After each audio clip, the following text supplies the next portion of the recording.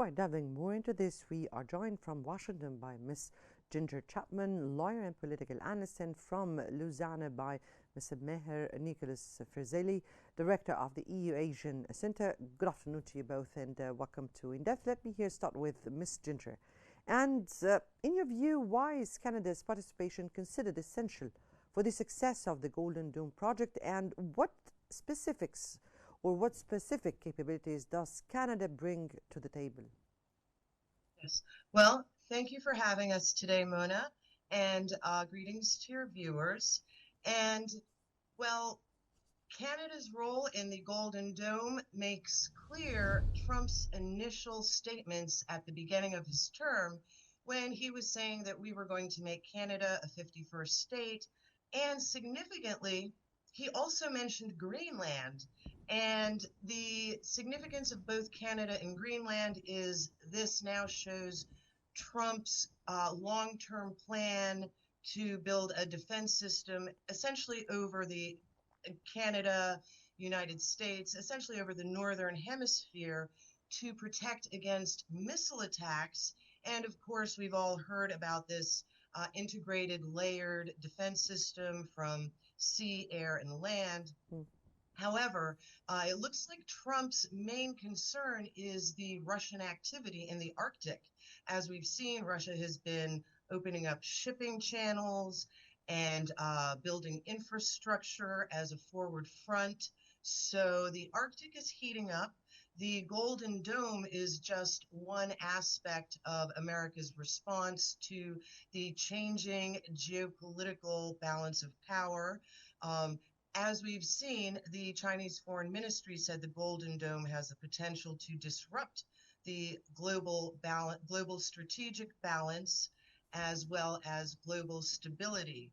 So Canada, and of course the disruption to the global balance and stability is because the Golden Dome missile system is unique in that it is supposed to strike incoming missiles closer to where they're launched, which means in enemy territory. So this does change defense to more of a strategic offensive procedure.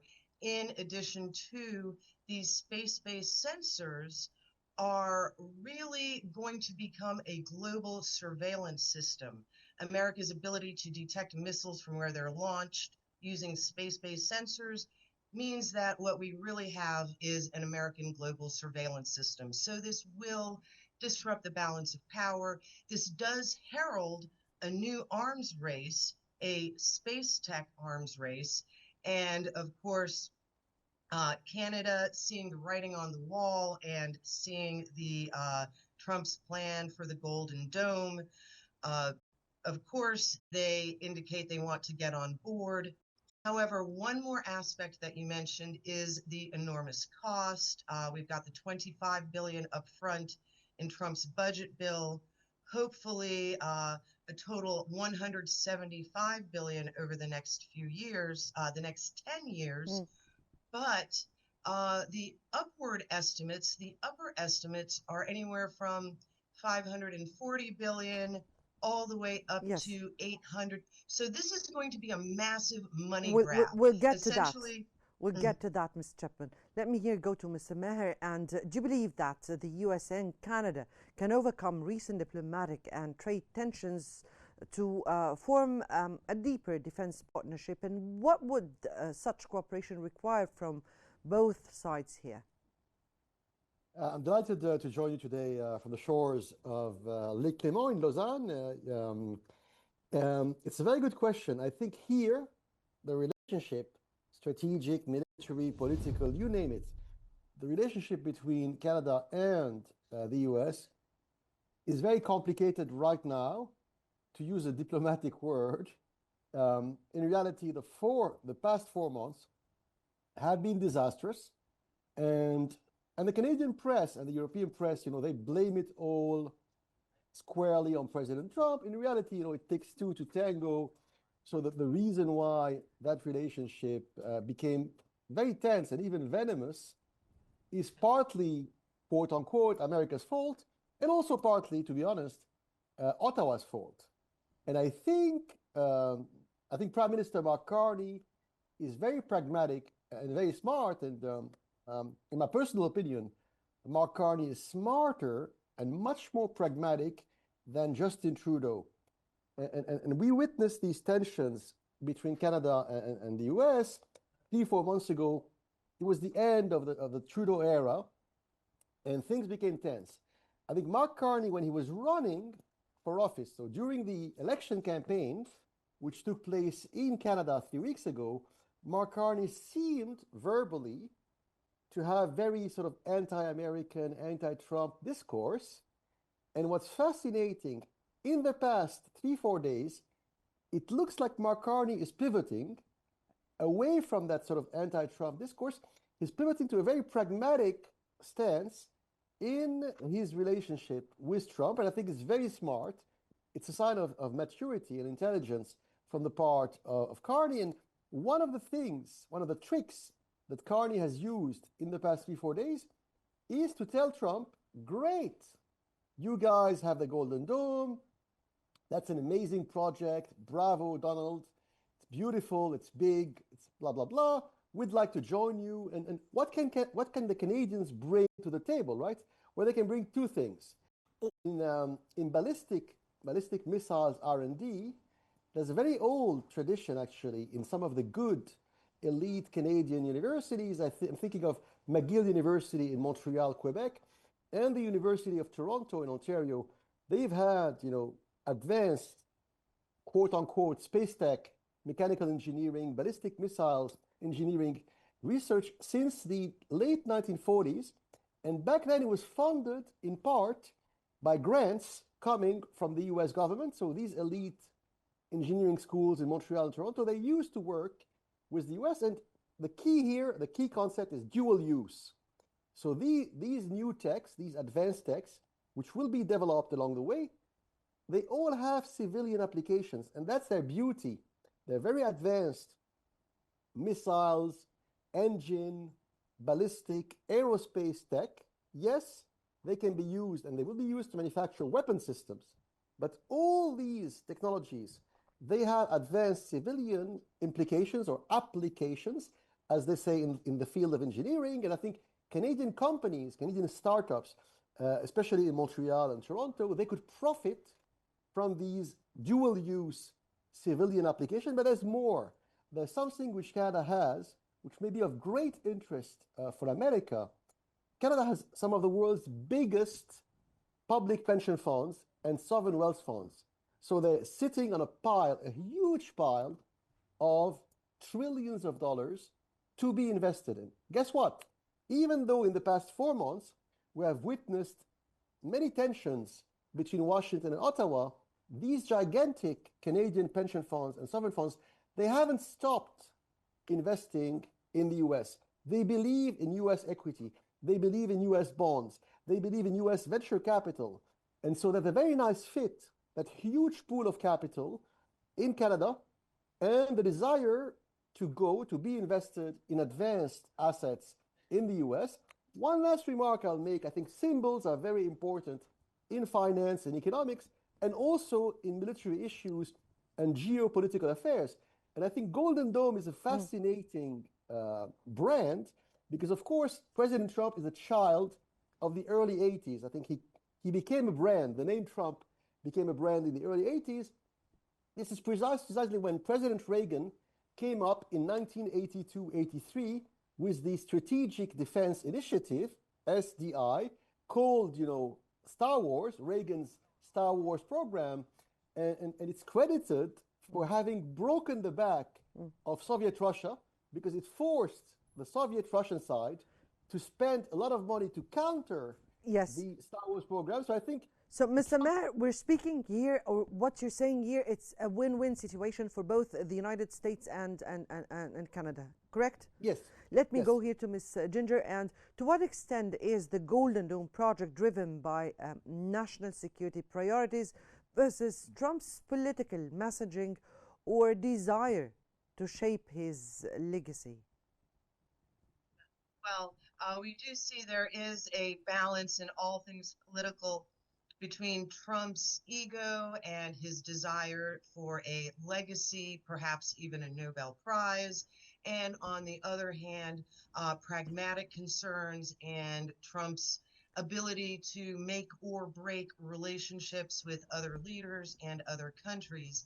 And my colleague makes an excellent point in that Trump, there was no love lost between Trump and Justin Trudeau. And Americans were very surprised that Trump embraced Mark Carney. We wondered if Mark Carney was a globalist. However, Carney does appear to be a very pragmatic man, a man who is capable of reaching out and working through political differences to essentially create a joint project that could be for the benefit of both nations. And Canada is very important strategically, especially for the over the horizon and the Arctic arena of air defense. And so to get to your question between how much of the Golden Dome is Trump's ego and desire for a legacy and how much is pragmatism, the world is changing. Geopolitical events are happening much more rapidly, and indeed, America is falling behind. We have fallen behind technologically and militarily. We see Russia and China creating hypersonic missiles, glide missiles, submarine-launched missiles, and the changing geopolitical arena has led Trump to conclude that after 40 years and Reagan's Star Wars Strategic Defense Initiative, we did not have the technology at that time. However, now it appears that we can, over the long term, create some type of air defense, which we do need if America is going to continue antagonizing and provoking the world, well, specifically Russia and China. So from a No, pragmatic, if the United States continue to provoke the world, this is what you said? well, as we have seen right now, the United States is making aggressive, belligerent statements toward Iran. This has the potential to draw in Russia if there is a broader regional conflict in Iran. We see that the United States is bumping up against Russia in Syria. We have our ships in the South China Sea. So it is undeniable that the United States has been engaged in provocative actions and statements, even as the same time Trump is holding ourselves out as an honest broker to negotiate peace in Ukraine, negotiate peace in the Middle East, while we are also acting as a co-belligerent and funneling arms and weapons to both of those regions. Right. So in one sense, we may need an Iron Dome. And I might want to add that the American people, in light of just this past winter, we saw the Black Hawk Army helicopter fly into a commercial passenger jet over the Washington, D.C. airport. That was a terrible tragedy. And so now the American people, we want to know the risks associated with our Golden Dome. We want to make sure that our Golden Dome does not pose a threat to our own commercial aircraft. Our military does not have a very good track record as of late. However, once again, it is of the utmost importance that America catch up technologically. We are falling behind militarily, and it looks like the new arms race is going to be space-based. So you're saying here that the Golden Dome is driven by the national security priorities, given the policies that are being done right now. Now let me get to Mr. Maher. And how might Canadian public opinion shape Ottawa's decision on joining the Golden Dome, and could sovereignty concerns or opposition to space militarization play a role here? So here, to use a 19th century metaphor, and back then in the 19th century, you had the fight between two huge powers, the British Empire or the English Empire on the one hand, and the Russian Empire on the other, and they were fighting for the control of Asia. And it was called the Tournament of Shadows, the Great Game, but it was a very shadowy great game.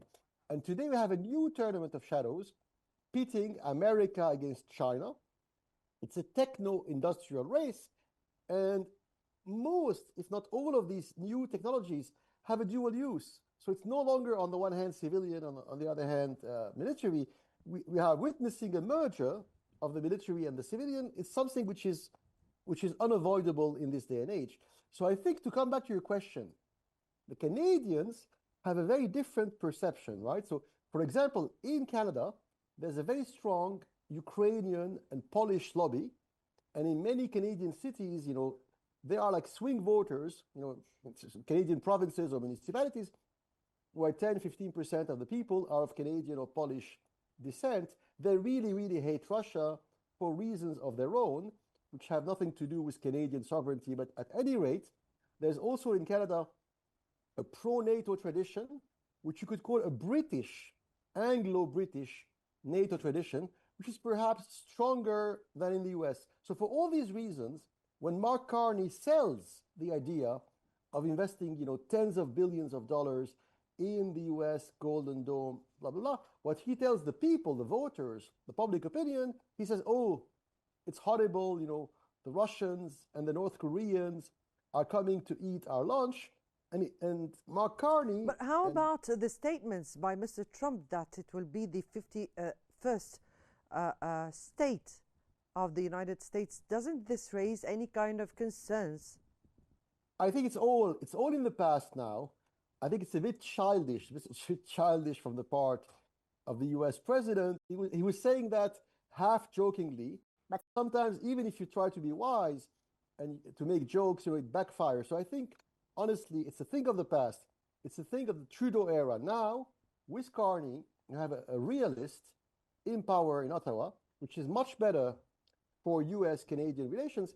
Once again, to market the investment domestically with his own voters, I think Carney, he will pump up the North Korean, Russian threat, and he will almost tell the Canadians what they want to hear, that the Russians are horrible and it's a big bad wolf, and they are as dangerous as the Chinese. Trump and Trump's advisors don't believe in that. Trump's advisors don't think that Russia is a threat. They think that Russia is no longer a superpower. I think they're right. They think that Russia today is a pivot nation, just like Saudi Arabia, just like Australia, South Africa. It's an important pivot nation, but it's no longer a superpower. Of course, so that is your point of view, right? Yes, I believe that. They want the race against China. They want to focus aggressively, the White House wants to focus aggressively on the techno-industrial race against China. But this is domestic political marketing. This is what they're telling their own voters. At the end of the day, what's more important is Russia or China. What's more is to start the project. Clear what you're saying here. Let me go to Ms. Ginger, because our time is running out. With the Golden Dome's costs potentially reaching $500 billion, as you said, respectively. Now, how might Trump justify this to American taxpayers amid the domestic budget pressure indefinitely, with reports saying that 25 or part of this billions would be in this big, beautiful bill? Well, justifying the spending, as the American people have just witnessed with our new budget, our military spending is now $1 trillion a year.